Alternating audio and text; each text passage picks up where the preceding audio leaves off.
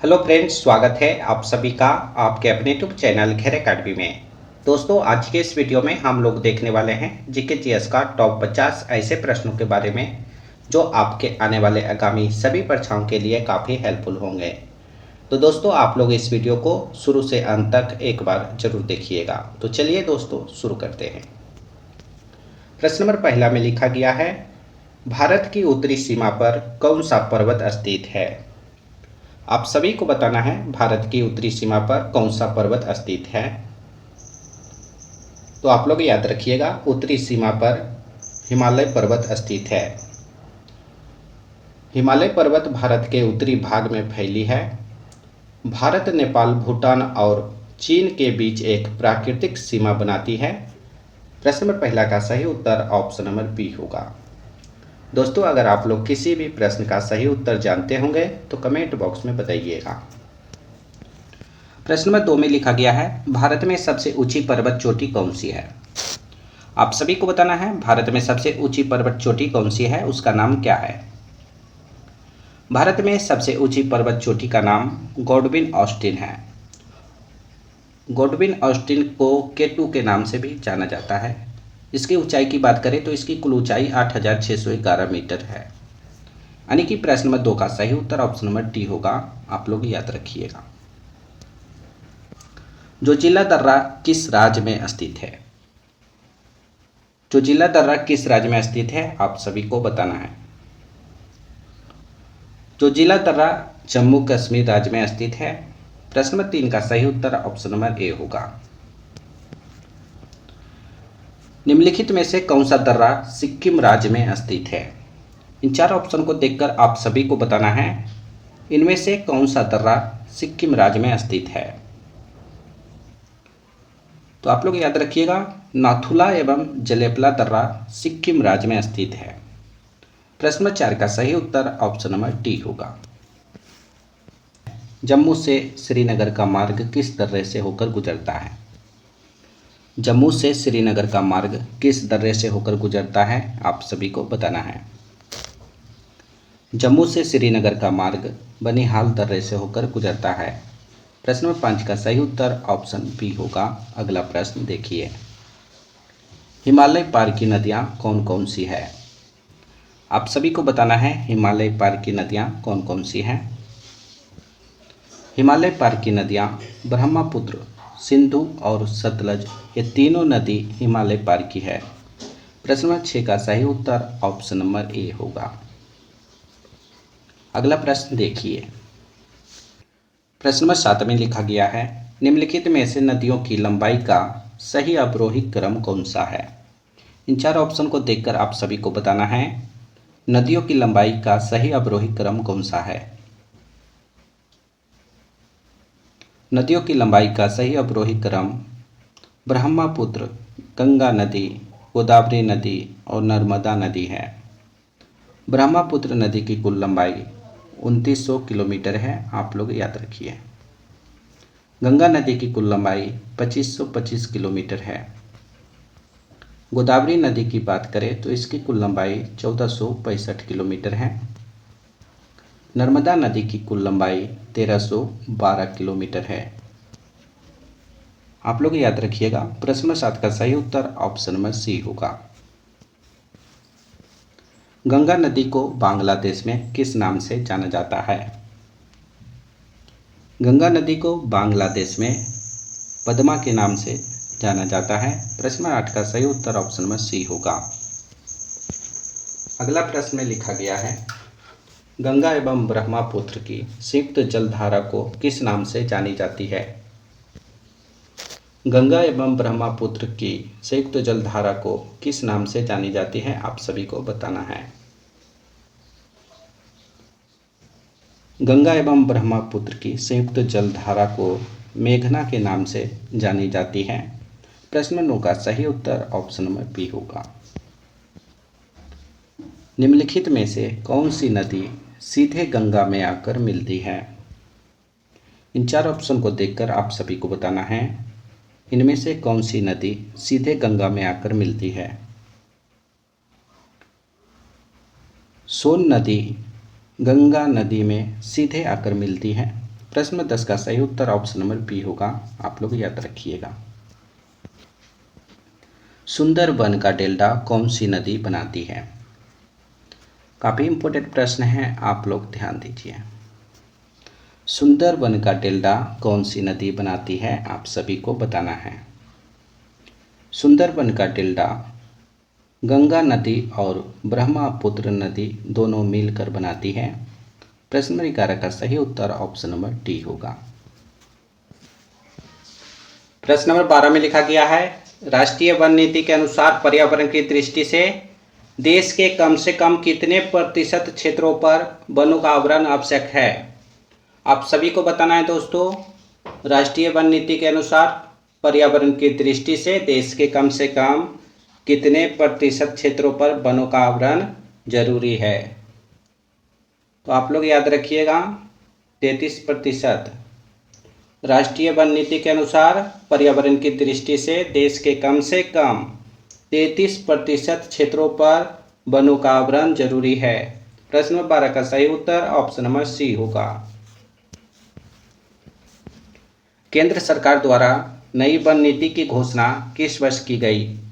आप सभी को बताना है, केंद्र सरकार के द्वारा नई वन नीति की घोषणा किस वर्ष में किया गया था? तो आप लोग याद रखिएगा, केंद्र सरकार द्वारा नई वन नीति की घोषणा 1988 ईस्वी में किया गया था। अगर आपसे पूछा जाए वन नीति की घोषणा कब हुई थी, तो आप लोग याद रखिएगा 1925 ईस्वी में।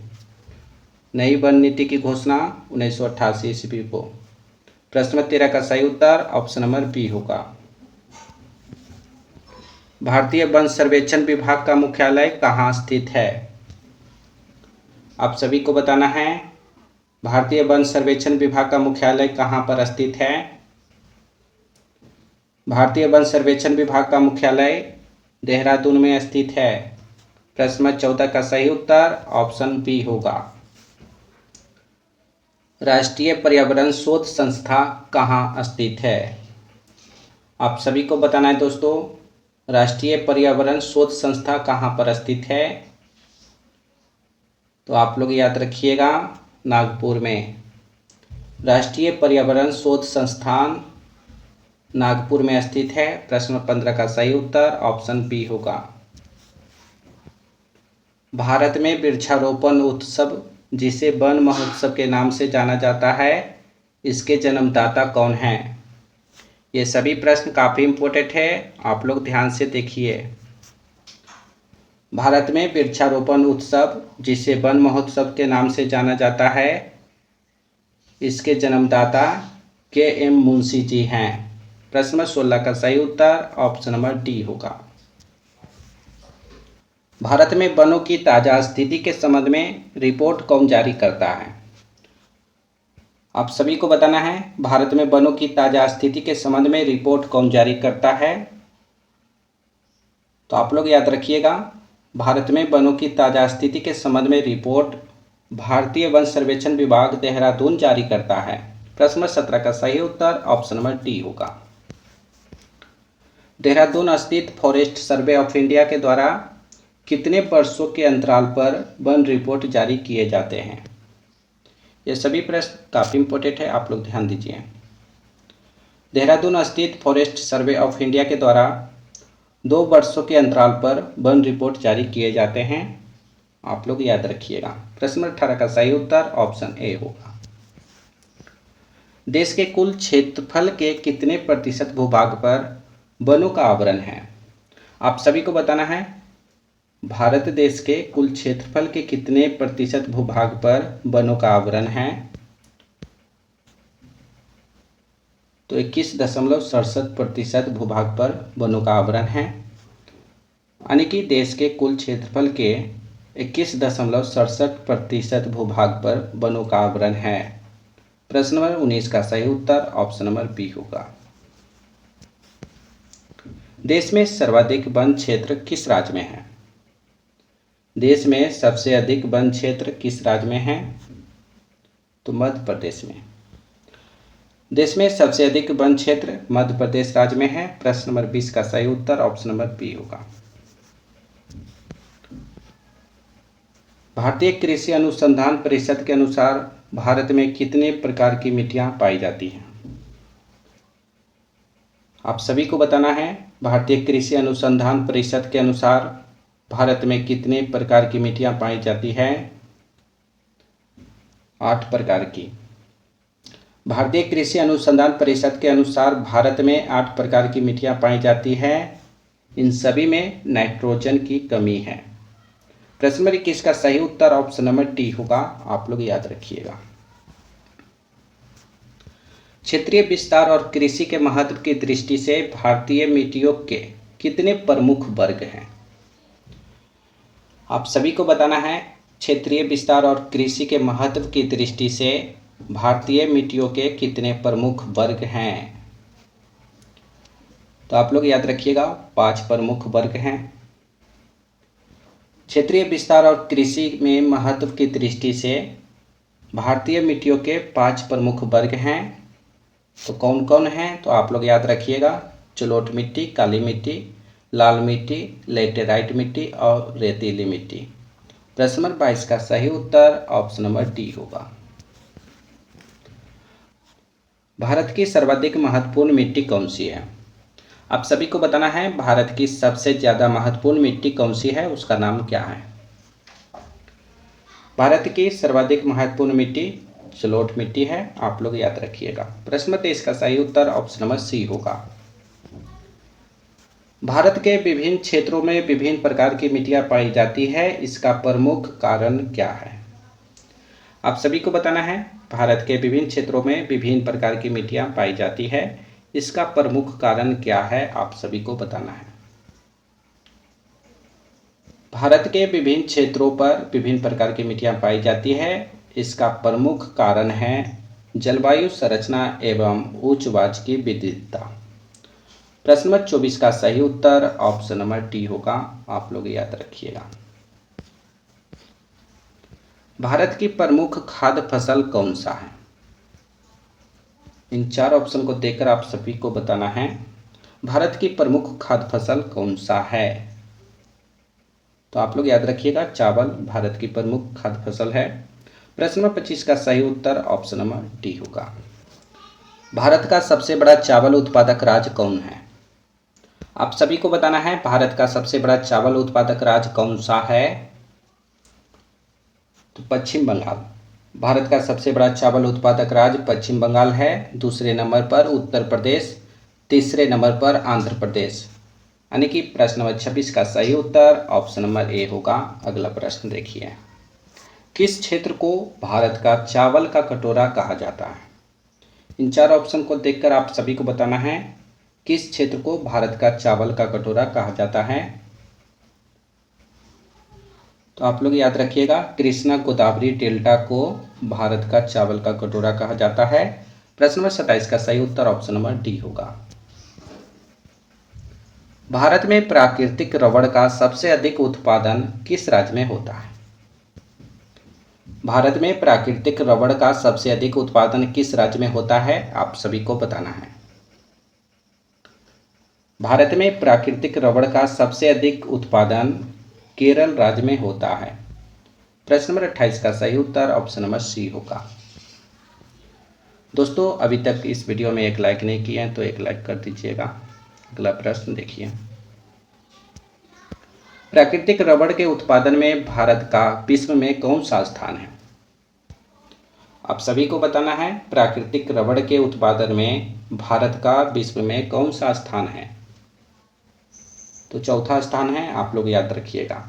प्राकृतिक रबड़ के उत्पादन में भारत का विश्व में चौथा स्थान है। प्रश्न नंबर 29 का सही उत्तर ऑप्शन नंबर सी होगा।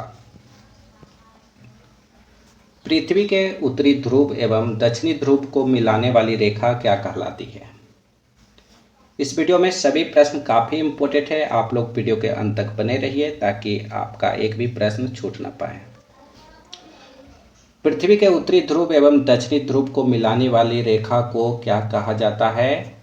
देशांतर रेखा कहा जाता है। प्रश्न नंबर 30 का सही उत्तर ऑप्शन नंबर बी होगा, आप लोग याद रखिएगा। पृथ्वी के उत्तरी ध्रुव एवं दक्षिणी ध्रुव को मिलाने वाली रेखा देशांतर रेखा कहलाती है। पृथ्वी एक घंटा में कितना देशांतर घूमती है? आप सभी को बताना है पृथ्वी एक घंटे में कितना देशांतर घूमती है। पृथ्वी एक घंटे में 15 डिग्री देशांतर घूमती है। आप लोग याद रखिएगा। प्रश्न नंबर 31 का सही उत्तर ऑप्शन नंबर बी होगा। देशांतरों की संख्या कितनी है? देशांतरों की संख्या कितनी है? देशांतरों की संख्या 360 है। आप लोग याद रखिएगा। प्रश्न नंबर 32 का सही उत्तर ऑप्शन नंबर डी होगा। धरातल के सर्वाधिक भाग पर किस चट्टान का विस्तार पाया जाता है? इन चार ऑप्शन को देखकर आप सभी को बताना है धरती के सबसे अधिक भाग पर किस चट्टान का विस्तार पाया जाता है। तो आप लोग याद रखिएगा कायांतरित चट्टान। धरातल के सबसे अधिक भाग पर कायांतरित चट्टान पाया जाता है। प्रश्न नंबर 33 का सही उत्तर ऑप्शन नंबर बी होगा। कोयला किस चट्टान में पाया जाता है? कोयला किस चट्टान में पाया जाता है? आप सभी को बताना है। कोयला पतदार चट्टान में पाया जाता है। कोयला पतदार चट्टान में पाया जाता है। प्रश्न नंबर 34 का सही उत्तर ऑप्शन नंबर बी होगा। अगला प्रश्न देखिए, पेट्रोलियम जिसे खनिज तेल कहा जाता है किस चट्टानों में पाया जाता है? पेट्रोलियम खनिज तेल किस चट्टान में पाया जाता है? आप सभी को बताना है। पेट्रोलियम प्राचीन संस्तरित चट्टानों में पाया जाता है। प्रश्न नंबर 35 का सही उत्तर ऑप्शन नंबर सी होगा। रिक्टर स्केल का प्रयोग किसके मापने के लिए किया जाता है? रिक्टर स्केल का प्रयोग किसके मापने के लिए प्रयोग में लाया जाता है? आप सभी को बताना है। तो आप लोग याद रखिएगा रिक्टर स्केल का प्रयोग भूकंप की तीव्रता को मापने के लिए प्रयोग में लाया जाता है। प्रश्न 36 का सही उत्तर ऑप्शन नंबर सी होगा। दोस्तों, आप सभी से एक छोटा सा रिक्वेस्ट है, आप लोग इस वीडियो को अपने अपने दोस्तों के पास एक बार शेयर जरूर कीजिएगा ताकि उनको भी इस वीडियो का लाभ मिल सके। सिस्मोग्राफ से क्या मापा जाता है? सिस्मोग्राफ से क्या मापा जाता है? इसका सही उत्तर आप लोग को बताना है। सिस्मोग्राफ से भूकंपीय तरंगों को मापा जाता है। सिस्मोग्राफ से भूकंपीय तरंगों को मापा जाता है। प्रश्न नंबर 37 का सही उत्तर ऑप्शन नंबर सी होगा। नेफोमीटर से क्या मापा जाता है? नेफोमीटर से क्या मापा जाता है? आप सभी को बताना है। नेफोमीटर से बादलों की दिशा एवं गति को मापा जाता है। नेफोमीटर से बादलों की दिशा एवं गति को मापा जाता है। प्रश्न नंबर 38 का सही उत्तर ऑप्शन नंबर बी होगा। वायु दाब में अचानक आने वाली कमी किसका सूचक होता है? वायु दाब में अचानक आने वाली कमी किसका सूचक होता है? आप सभी को बताना है। वायु दाब में अचानक आने वाली कमी तूफानी मौसम का सूचक होता है। प्रश्न 39 का सही उत्तर ऑप्शन नंबर बी होगा। प्रश्न नंबर 40 में लिखा गया है पूरे वर्ष एक ही दिशा में प्रवाहित होने वाली पवन क्या कहलाती है? आप सभी को बताना है सालों भर एक ही दिशा में प्रवाहित होने वाली पवन क्या कहलाती है? पूरे वर्ष एक ही दिशा में प्रवाहित होने वाली पवन स्नातनी पवन कहलाती है। प्रश्न नंबर 40 का सही उत्तर ऑप्शन नंबर बी होगा। रॉकी पर्वत के पूर्वी ढालों पर उतरने वाली हवा को संयुक्त राज्य अमेरिका और कनाडा में क्या कहा जाता है? आप सभी को बताना है रॉकी पर्वत के पूर्वी ढालों पर उतरने वाली हवा को संयुक्त राज्य अमेरिका और कनाडा में क्या कहा जाता है? तो आप लोग याद रखिएगा चीनुक कहा जाता है। रॉकी पर्वत के पूर्वी ढालों पर उतरने वाली हवा को संयुक्त राज्य अमेरिका और कनाडा में चीनुक कहा जाता है। प्रश्न नंबर 41 का सही उत्तर ऑप्शन नंबर बी होगा। बैकग्राउंड वॉइस के लिए माफी चाहता हूँ। संसार की सबसे बड़ी झील कौन सी है? संसार की सबसे बड़ी झील कौन सी है? आप सभी को बताना है। संसार की सबसे बड़ी झील कैस्पियन सागर है। संसार की सबसे बड़ी झील कैस्पियन सागर है। प्रश्न नंबर 42 का सही उत्तर ऑप्शन नंबर ए होगा। आप लोग याद रखिए। संसार का सबसे बड़ा मीठे जल की झील कौन सा है? आप सभी को बताना है दुनिया का सबसे बड़ा मीठे जल की झील कौन सा है। संसार का सबसे बड़ा मीठे जल की झील सुपिरियर झील है। सुपिरियर झील को संसार का सबसे बड़ा मीठे जल की झील कहा जाता है। प्रश्न नंबर 43 का सही उत्तर ऑप्शन नंबर बी होगा। दुनिया की सर्वाधिक गहरी झील कौन सी है? दुनिया की सबसे अधिक गहरी झील कौन सी है? बैकाल झील। बैकाल झील दुनिया की सबसे गहरी झील है। प्रश्न नंबर 44 का सही उत्तर ऑप्शन नंबर सी होगा। पृथ्वी का कितना प्रतिशत भाग जल से भरा हुआ है? पृथ्वी का कितना प्रतिशत भाग जल से ढका हुआ है? आप सभी को बताना है। पृथ्वी का 71% भाग जल से भरा हुआ है। प्रश्न नंबर 45 का सही उत्तर ऑप्शन नंबर बी होगा। आप लोग याद रखिएगा। उत्तरी गोलार्ध में जलमंडल का विस्तार कितना प्रतिशत है? आप सभी को बताना है उत्तरी गोलार्ध में जलमंडल का विस्तार कितना प्रतिशत है। उत्तरी गोलार्ध में जलमंडल का विस्तार 60.7% है। आप सभी को याद रखना है उत्तरी गोलार्ध में जलमंडल का विस्तार 60.7% है। प्रश्न नंबर 46 का सही उत्तर ऑप्शन नंबर सी होगा। दक्षिणी गोलार्ध में जलमंडल का विस्तार कितना प्रतिशत पाया जाता है? आप सभी को बताना है दक्षिणी गोलार्ध में जलमंडल का विस्तार कितना प्रतिशत है। दक्षिणी गोलार्ध में जलमंडल का विस्तार 80.9% है। प्रश्न नंबर 47 का सही उत्तर ऑप्शन नंबर सी होगा। विश्व का सबसे ऊंचा जलप्रपात कौन है? आप सभी को बताना है संसार का सबसे ऊंचा जलप्रपात कौन है। विश्व का सबसे ऊंचा जलप्रपात आप लोग याद रखिएगा, उसका नाम एंजिल जलप्रपात है। विश्व का सबसे ऊंचा जलप्रपात एंजिल जलप्रपात है। आप लोग याद रखिएगा। प्रश्न 48 का सही उत्तर ऑप्शन नंबर सी होगा। विश्व का सबसे ऊंचा जलप्रपात किस देश में स्थित है? आप सभी को बताना है एंजिल जलप्रपात किस देश में स्थित है। विश्व का सबसे ऊंचा जलप्रपात एंजिल जलप्रपात आप लोग याद रखिएगा वेनेजुएला देश में स्थित है। विश्व का सबसे ऊंचा जलप्रपात वेनेजुएला देश में स्थित है। प्रश्न 49 का सही उत्तर ऑप्शन नंबर ए होगा। इस वीडियो का अंतिम प्रश्न है दोस्तों, आप लोग ध्यान दीजिए। एंजिल जलप्रपात किस नदी पर स्थित है? एंजिल जलप्रपात किस नदी पर स्थित है? आप सभी को बताना है। एंजिल जलप्रपात कैरोनी नदी पर स्थित है। प्रश्न 50 का सही उत्तर ऑप्शन नंबर सी होगा। दोस्तों आज हमने आप सभी को टॉप 50 प्रश्न करवाए हैं जो जीके जीएस से लिया गया था। तो दोस्तों इस वीडियो में सभी प्रश्न काफ़ी इम्पोर्टेंट था। आप लोग इस वीडियो को 1 से 2 बार जरूर देखिएगा ताकि आपको सही से सभी प्रश्न याद हो जाए। तो दोस्तों अभी तक हमारे चैनल को सब्सक्राइब नहीं किए तो चैनल को सब्सक्राइब कीजिए और घंटी कॉल पर फिर कीजिएगा ताकि आने वाले सभी वीडियो का नोटिफिकेशन आपको मिलता रहे। इस वीडियो में अभी तक एक लाइक नहीं किए हैं तो एक लाइक करके अपने अपने दोस्तों के पास एक बार शेयर जरूर करें ताकि उनको भी इस वीडियो का लाभ मिल सके। तो फिर अगले वीडियो में मिलेंगे दोस्तों, जब तक आप लोग चैनल पर जाकर जीके जीएस का वीडियो देख सकते हैं।